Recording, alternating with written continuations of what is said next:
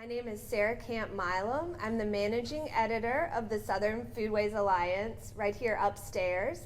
I've been with the center with the SFA for the last 10 years. Apart from my work for the SFA, I also had the pleasure of working with Vishwesh Bhatt on his book, I Am From Here, which just came out last month from Norton Press. Vish, as many of you know, is the chef at Snackbar here in Oxford. He's been Snackbar's chef since it opened in 2009. And he actually, we'll get to this in a moment, but he also began his cooking career in Oxford in the early 1990s. Vish is a native of the city of Ahmedabad in the Indian state of Gujarat, and he has lived his whole adult life in the American South.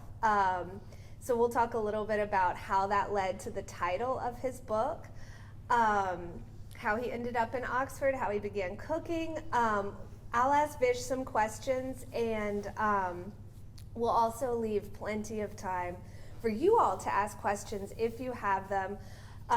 Barnes & Noble, the university bookstore, has copies of the book if you would like to buy one after we finish, and Vish can stick around and sign it for you. And I have been instructed by Afton for us to finish at 12:57 and no later so that the next class may begin on time. But thank y'all for coming.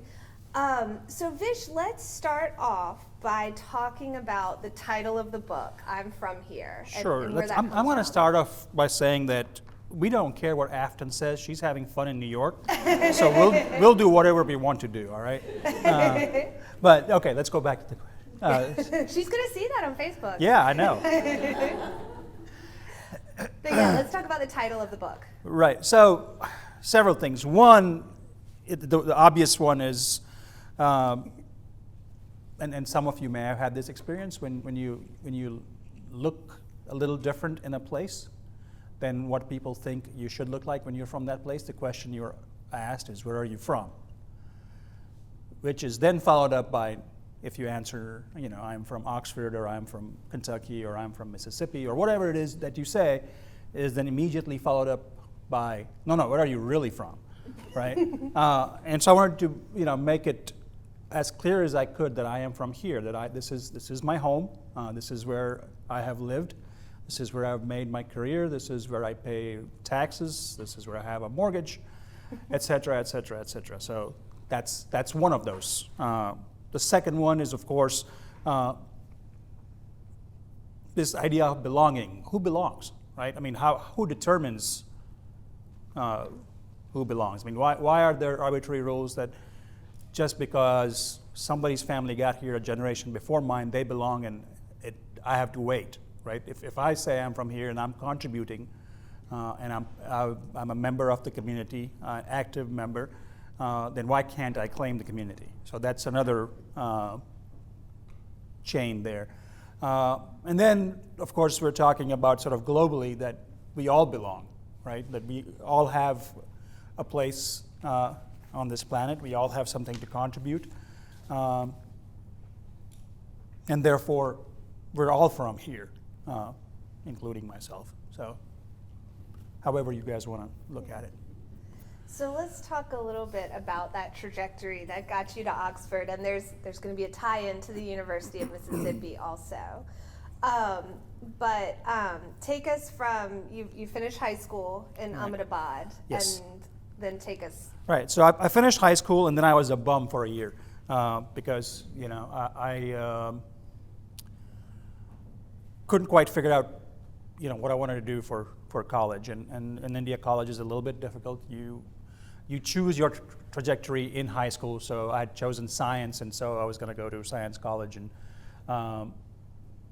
but then the college I wanted admission in, I couldn't get it, so I was going to wait until the next term, and so I was just kind of hanging out, doing not much of anything, which was very annoying for my parents. While that was going on, my father, who is now retired as a research scientist, he taught physics, got a job offer, a posting in France to do research with some colleagues he had been working with. in Strasbourg. And so my parents moved to Strasbourg, and my sister and I followed. And so we spent just a little over a year, about 13 months in Strasbourg, France. From Strasbourg, France, my father moved to Austin, Texas. Again, sort of the same trajectory, doing physics research at the University of Texas. So we followed to the University of Texas, and then I decided I was going to go to college there. It was good and bad with that. University of University of Texas is huge. But back in the day, and we're talking, 84, 85, big, one of the requirements, and it may still be, I don't know if folks from Texas might tell me, that if you wanted to go to college at the University of Texas or any of the state schools, you had to have studied Texas government and Texas history, which I had not studied.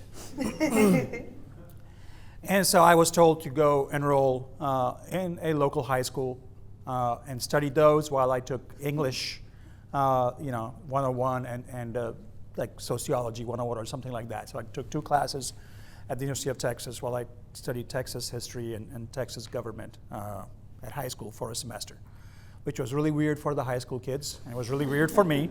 But the good thing is, by this time, I had just turned 19, and you could buy alcohol at 19 in Texas. And all my classmates were younger, and so I became very popular very quickly. From Texas, my parents moved to Bowling Green, Kentucky, as my father got a full-time permanent teaching position at Western Kentucky University. I followed this time not to Bowling Green, but to Lexington, to the University of Kentucky to study and to actually be in college full-time. And while I was at Kentucky, my father got a job at Ole Miss as on a tenure track position, and he came here at the physics department with a research tie-in at the Oak Ridge National Lab. And so my parents moved here in 88, and I followed in 92 after I finished college, and then again was hanging out for another year doing nothing. And then I followed to Ole Miss. I came here to do graduate school. I came here to study public administration. There used to be a public administration department back in 92. It no longer exists. That tells you about why I'm not, or maybe they were letting people like me in and they didn't survive. But anyway, so that's a long journey of how I got to Oxford. Once I got to Oxford, I always wanted to be a bureaucrat. I thought that was the greatest job ever. You kind of get to tell people no, even though you don't have any authority to do that, or you don't have authority to say yes, but you can say no. And that's, I guess, I was thinking, being that gatekeeper was the greatest thing ever. You could, and then people, and in India, if you're a bureaucrat, you have an office and people bring you chai and all kinds of fun stuff, and so I thought that was going to be the life. And I went and did an internship in Philadelphia with some government organization for a summer. And the whole time that summer, the only thing that ever happened in that building was I would take papers from one office. And if you'll remember, most of you don't remember, some of you are old enough to remember that back in the day, there used to be these manila envelopes with little names you had to write in from departments. So I would take it from one office where somebody would sign it to the next office, they would sign it, they would write their name on the little block on the outside of the envelope. They would go somewhere else, and pretty much I would do that, 7 or 8 times a day, and then take it somewhere, and then it'll get filed. And that was like, oh, I didn't sign up for this. This does not sound like something. And so I had a crisis, right? I was not enjoying my classes. I wasn't really learning anything that I thought I was going to learn. Clearly, after doing this internship, I realized that was the line of work. If that's what it was going to involve, then I wanted no part of it. And by this time, I'm 25, 26 years old. I've been in and out of school, and and I don't know what to do with my life, right? And so I'm having this sort of existential crises about, holy crap, I'm 25 years old. My parents are like, what are you doing? You can't, we're not supporting you. You can figure it out, So while all this was going on, I got a job at a restaurant called the Harvest Cafe. And at that job, I didn't get the job. I was given the job because my mother used to cook there once a week making Indian thalis. For those of you who don't know what a thali is, it's a variety of dishes, little vegetables and pulses and rice and all kinds of stuff. They're served on a big platter. And tell us, growing up, how often your mother made the thali? Every day. 6 days a week. Sundays were no thali day. So, but anyway, so she was making this on Tuesdays at the Harvest Cafe. My dad had a sabbatical, and they were going on vacation for the summer. And people at the Harvest Cafe were like, wait a minute, this thali on Tuesday is, you make 25 of them, and we sell all 25 of them, and people line up for them, and what are we going to do? And so my mom said, my son will come and make them. So her son did. Not as good as she did, but I did.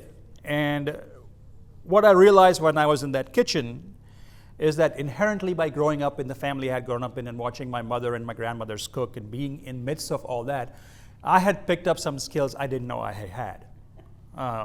So in the kitchen I would notice things like, hey, that pot of beans is low on liquid, it needs more liquid. Or, oh, that milk's about to boil over, I'm going to turn it off. Or, oh, the timer just went off, I'm going to check what's in the oven. These are things that I just, some people don't know. And I've been in this business for a long time, and, trust me, it's amazing how people will just not know. But these are things that I had an inkling about. And so people who are around me were watching this and clearly realized way before I did that maybe this was something I could do more than once a week. And so they asked me, and at this point, as I said, I didn't know what else I was doing, so I said, sure. So it one day turned into 3 nights, into 5 nights, into 30 years later. Now I just got back from New York, so. And then what else opened in Oxford around? Right around that time. So right around that time, City Grocery opened, right next door to Harvest Cafe. And John and I had, slowly started becoming friends. I was spending a lot of time at the bar upstairs at City Grocery, and giving him a hard time. I would get there around 4:30 in the afternoon. When happy hour, just right after happy hour started. Randy was bartending back then. That's how long I've been here. And John was still working the line at City Grocery. So there's another, believe me or not, that happened. And he would come up around 9:30, 10 o'clock after service. I would have been sitting at the bar for 4 hours, 5 hours. And then I would accost him with ideas of things that should be on the menu at City Grocery. That would be great. And of course he would, very politely say, yes, great, why don't you come down and, let's talk about, why don't you come work in the kitchen? And I would, agree to it in the evening, whiskey-fueled agreement. And then next morning I would be not so whiskey-fueled and chicken out and not go in. So finally it got to a point where, I had a big enough bar tab when John came up earlier than 9:30 and he said, hey, let's talk about this bar tab of yours. Yeah, well, let's think about how we're going to, make it a little bit smaller. I said, well, yeah. I said, why don't you just come downstairs, work a couple of days and we'll just call it even. I said, well, I guess I don't have a choice at this point. And so I did, but that couple of days then turned into, 20 years. And so, yeah. I think that's a good place to fast forward a little bit from starting at Harvest Cafe and City Grocery. You left for a little while. You went to culinary school. Yeah. You lived in Denver and Jackson. Yeah, and Miami a little bit. I went to culinary school in Miami. Once I started working at City Grocery, I realized that I didn't really know much about Western food and Western techniques other than eating it, right? I had not ever cooked meat or seafood before. And so once I decided that I was going to cook for a living, I thought it would be a good idea to go to cooking school and learn some fundamentals. So I did that. I went to Miami, spent a year there, and then some change, just working in a couple of restaurants, and then came back, went to Jackson to help a friend open a restaurant. Went from Miami to Colorado to do an externship and got hired there, and so stayed there for about 8 months, came back to Oxford, went to Jackson to help a friend open a restaurant. I was in Jackson for just about a year, little more than a year. Met my wife there, got married, and moved back to Oxford. And that was 2002, January 2002. I moved back. So 20 years later, still here. Let's fast forward all the way to the idea to write a book. Yeah. And I want to first talk about the way that we organize the book by ingredient and what some of those ingredients tell us. Right. So there were two things that I realized or noticed, living in the South and having traveled a little bit with my family, that a lot of things in the South, a lot of produce and a lot of ingredients were common to ingredients that I had grown up eating with in India. And I didn't know the connections back then, but I could see things like some really obvious things were, tomatoes, okra, black-eyed peas, chilies, eggplant, lima beans, things like that. And so that was always sort of, and then I started trying to make those connections as how are these things. Of course, you go to college, you learn some things, and you realize that, there was trade, and, Spaniards brought some things from here to there, and other things came from it. But I started realizing there were connections. There were global connections. The food was one way that connected us more than a lot of other things did. And then I also realized in the South is the way of eating, sharing, the hospitality of folks. This idea that food is central to a gathering. All those things were things that I had grown up with, right? So I started looking for those connections and more connections. As I started looking, there were more and more connections. And so then I wanted to sort of talk about it. Like, how do I talk to folks about, how many things we have in common?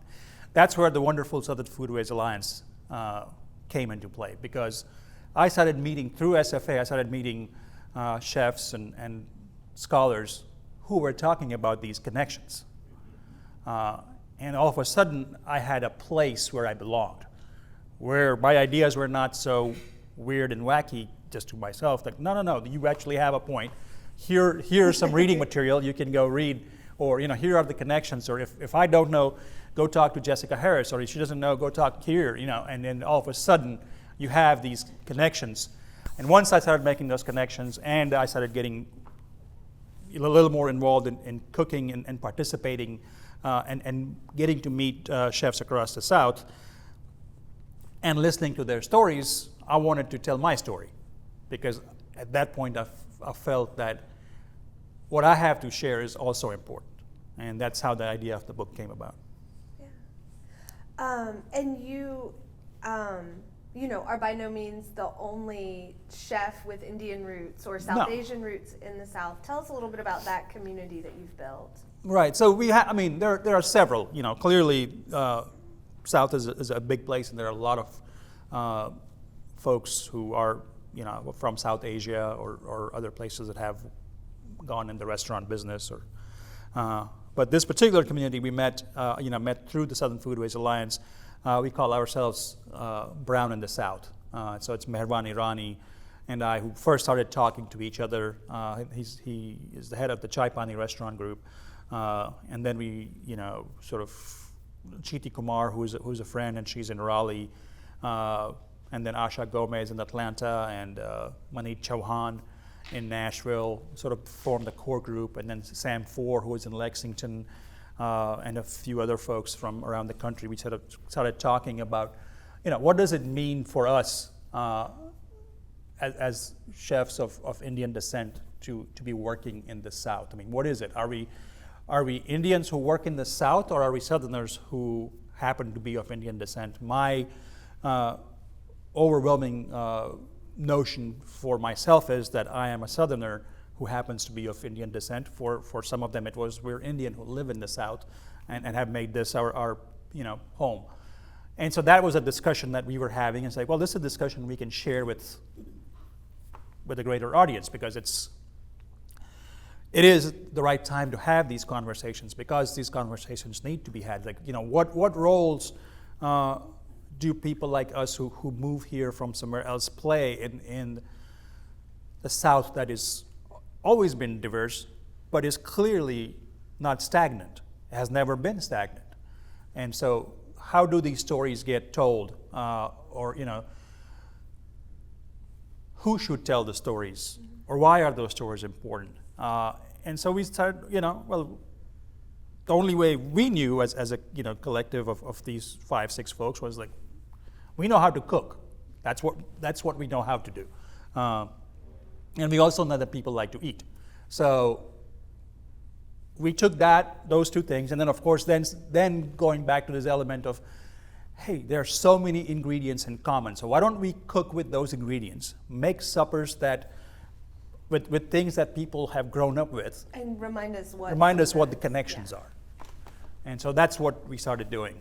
And that's what we will continue doing once we get over all these, the last 2.5 years of nonsense that we've gone through. And so, the book, you were obviously a restaurant chef, but in the book, most of these are things that you cook at home and that Correct. You are intending for people to cook at home. Yes.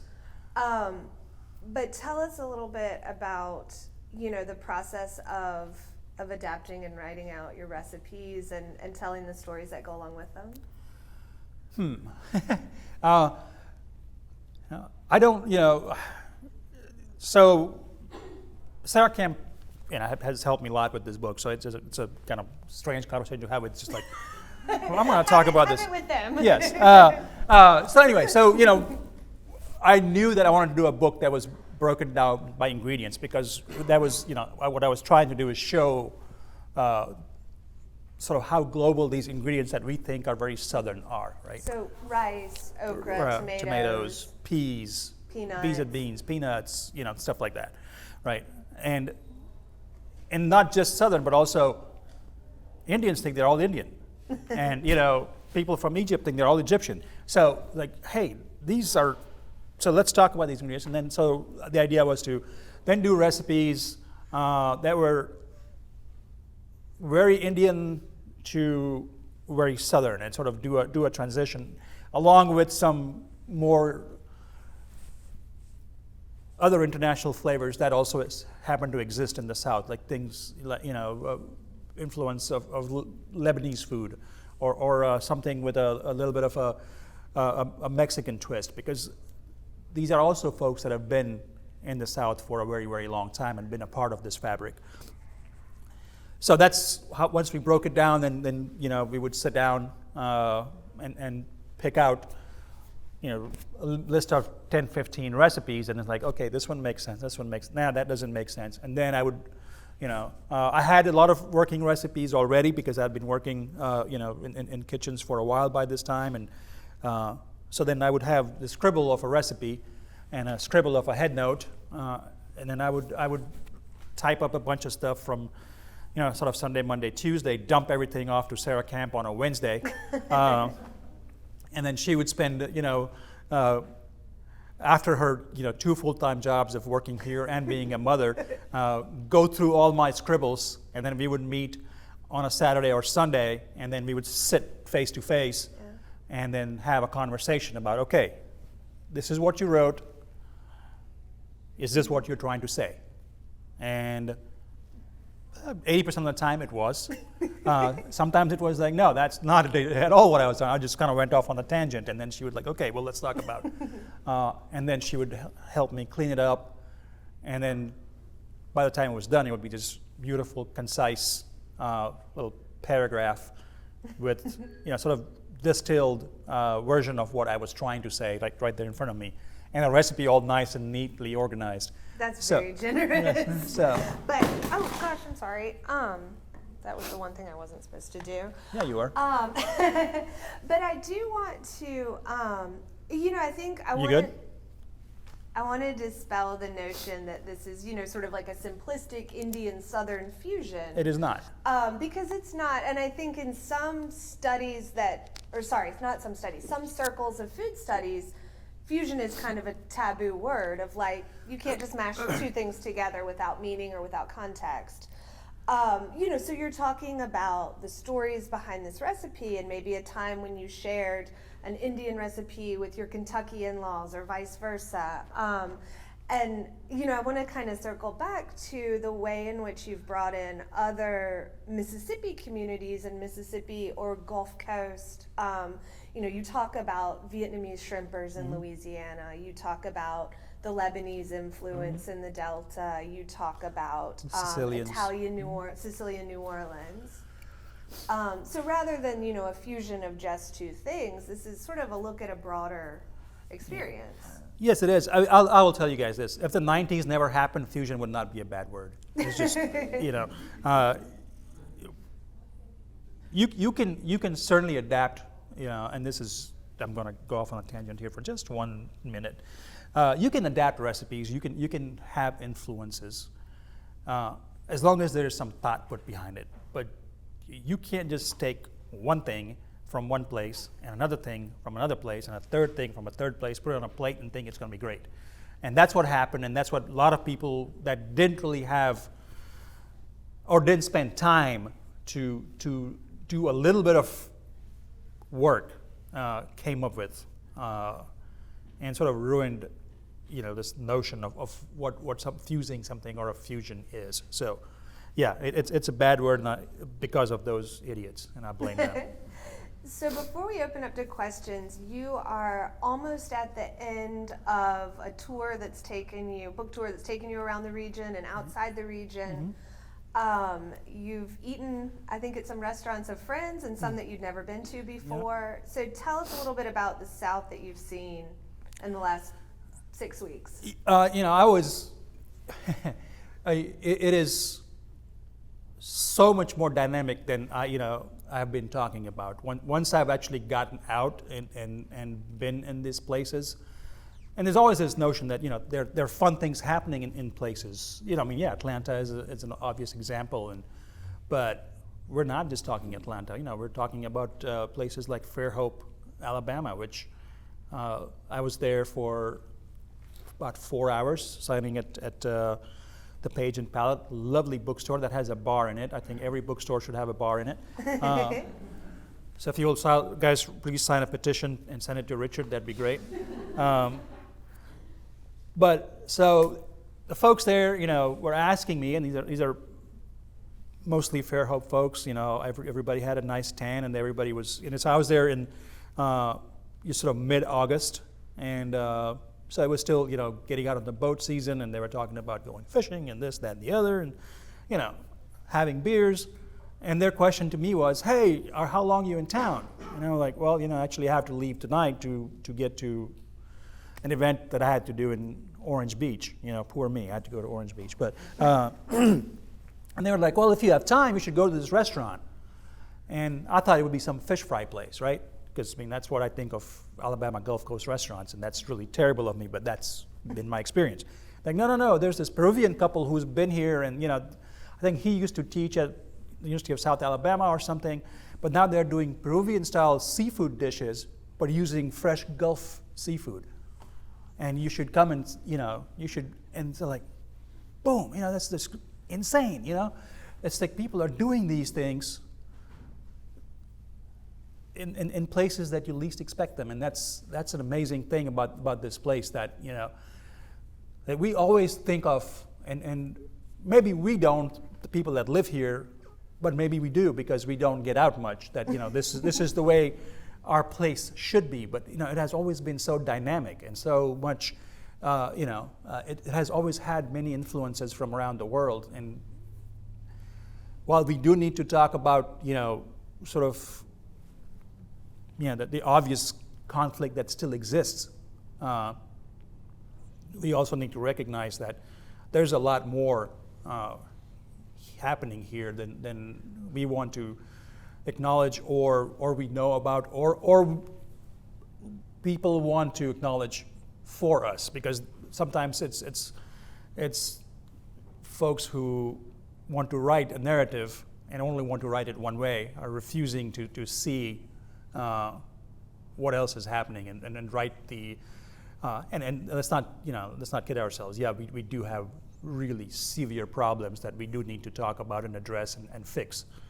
But it would be nice every once in a while if somebody would talk about a few of the good things we got going on.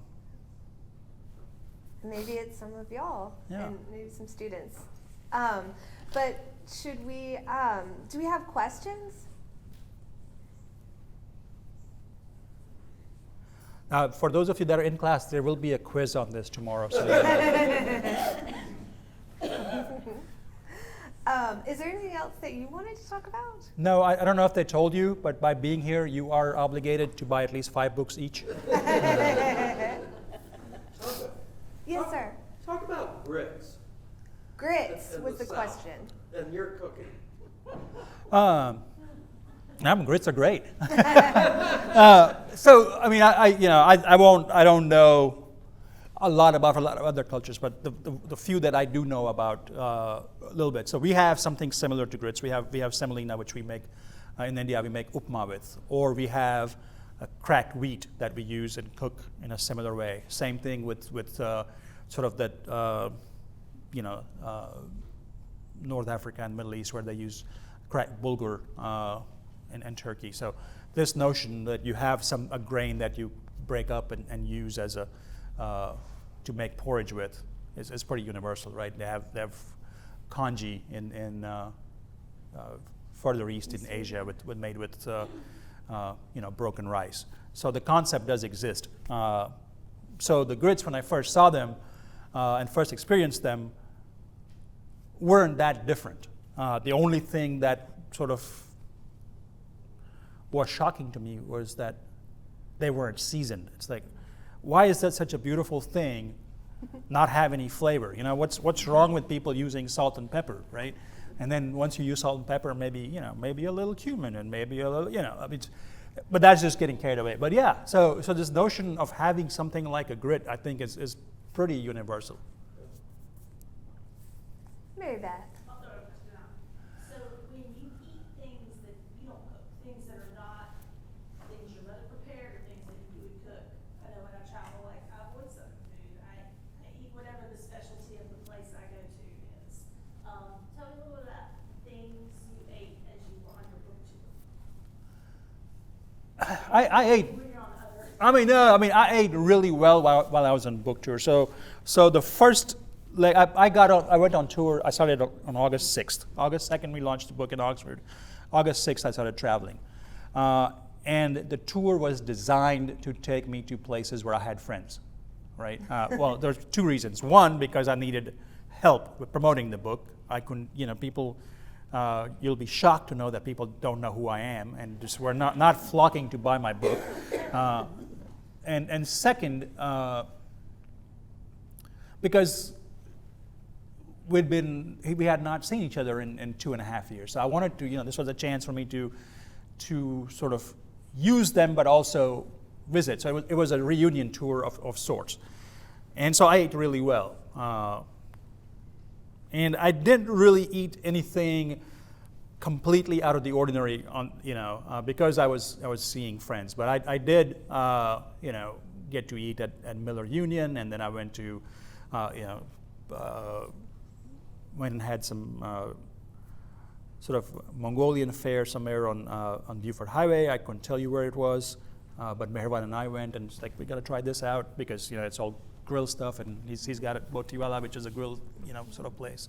And you're going to be going back to Fairhope, it sounds like. Yeah, Fairhope. I'm going to have to go check out that Peruvian-ish place. New York City was fun, of course. New Orleans was great because, well, New Orleans is always great, but also because I went back to a restaurant that I hadn't been to in a long time, Gautro's, which is sort of an old uptown restaurant that's been around forever. But that restaurant has been how do you call it? An incubator for some really great chefs that have then gone on to work really big kitchens. John Current's being one of them, but many others have come out of that kitchen. So nice to go back there. But then also Mr. Mao If you guys don't know about that, there's a great little restaurant in New Orleans you should check out, and I couldn't tell you the location of it, but it's fantastic. Young chef who is just completely turning all kinds of foods on their head. DC had a fantastic meal at this, not a meal, but had pupusas at just the next door from a place called the Bold Fork, which is a bookstore in Adams Morgan, is a pupuseria. I'll think of her name in a second.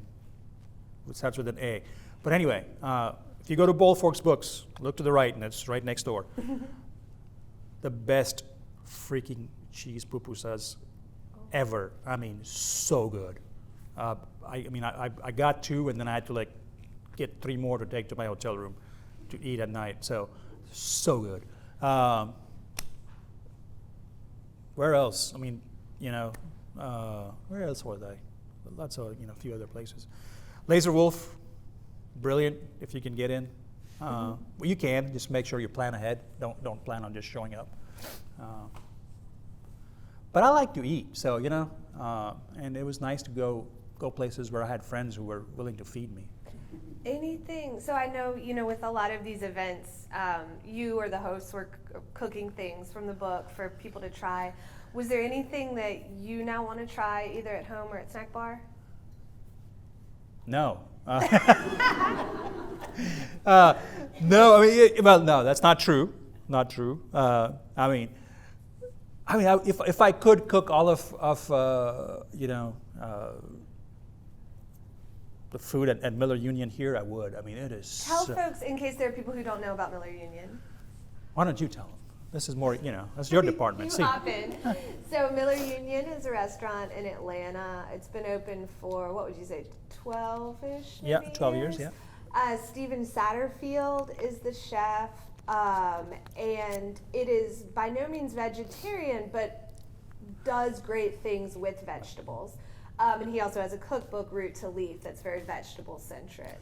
And he went somewhere at some crossroads and made a deal with somebody somewhere that has given his vegetable preparation some magic. I mean, just brilliant takes on things with vegetables. I mean, and he's a sweetheart, as is his front of the house manager partner Neil, who's English, so we don't like him very much. But you just don't tell him I said nice things about him.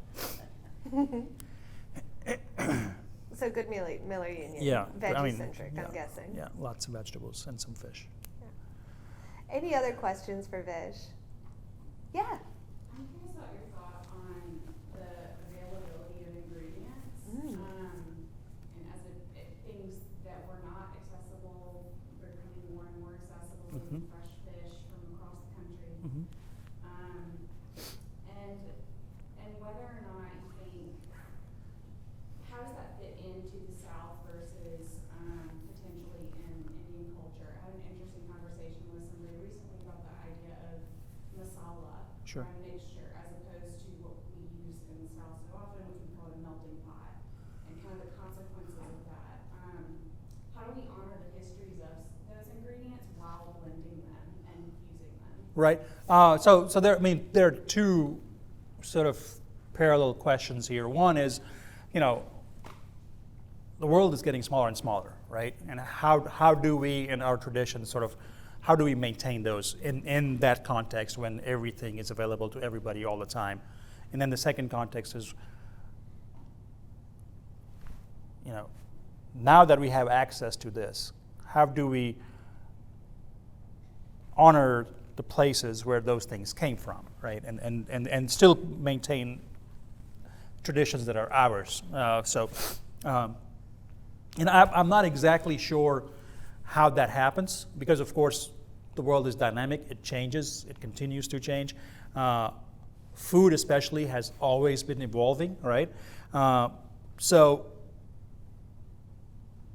that's one aspect of it. But the other thing is, I find some of this globalization a little bit troubling. Not in the sense of it's a bad thing that things are more accessible, but because things have become more accessible, we are sometimes forgetting skills or traditions that made us who we were, right? So,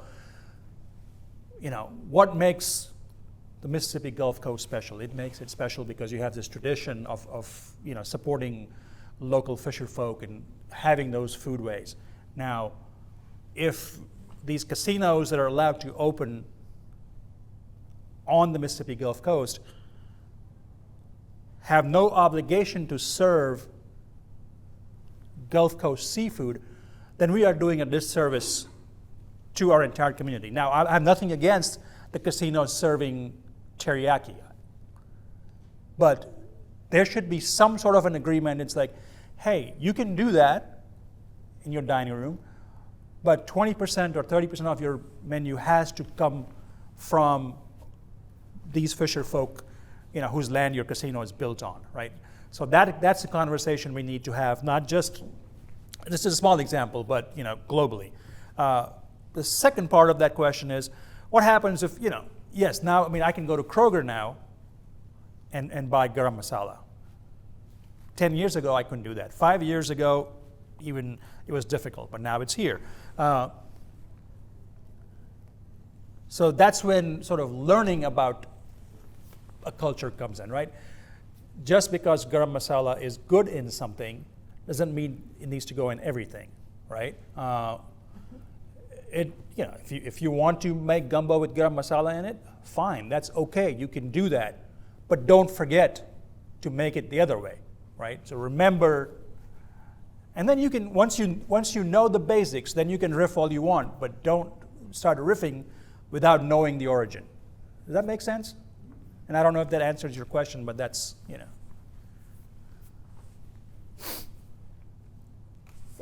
Carolyn. Who do you consider to be your biggest mentor? That's a hard one. So there are a few. I'll name a few. So two chefs who left us, both of Indian origin, Raji Jalapalli and Floyd Cardoz. As far as chefs go, of course, my mother and my grandmothers. And then as far as chefs go, John Currents, clearly, obviously. Also Ben Barker, Frank Stitt, Ashley Christensen, Jessica Harris, Norman Van Aken down in Florida, Steve Miller, who used to have a place called Coyote Cafe out west in New Mexico. So these are the folks who were doing things with food that I find exciting, and they were all of them have something in common, is they were willing to teach, right? And they were not, if you called them up or asked them a question, they would stop what they were doing and explain to you why they were doing something or how to do it, or show you how to do it in case, people like Ben Barker is like, you know what? Let's take it from the top. I'm going to show you how to do it. And those are the people that, I think matter, right? I mean, of course, there are many people that I admire and whose work I like, but people that take time to stop and talk and actually teach, I think, are the ones that make the biggest impact on my life. Thank you all so much for coming.